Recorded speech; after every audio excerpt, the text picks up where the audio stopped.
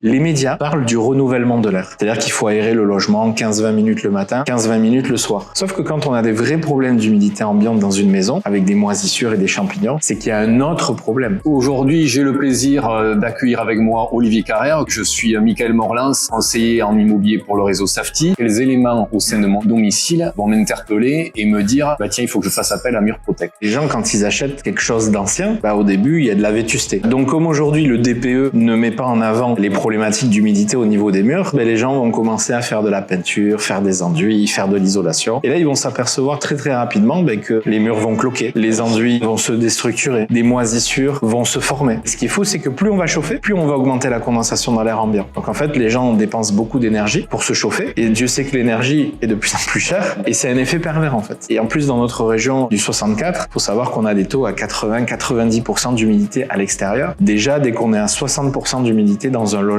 c'est là où démarrent les moisissures et les champignons. Donc on ne peut pas améliorer une problématique en rechargeant le volume avec 80-90% de l'humidité de l'extérieur. L'humidité structurelle des murs, soit on va se retrouver avec des infiltrations dans les caves et les sous-sols. Sur les parties rez-de-chaussée, on va avoir des nitrates, ce qu'on appelle le salpêtre, des boursouflures, des cloques. Ça, c'est les signes précurseurs où là, les gens vont se dire là, il y a un problème, il faut qu'on appelle une entreprise pour faire un diagnostic. Merci Olivier. Ciao, ciao.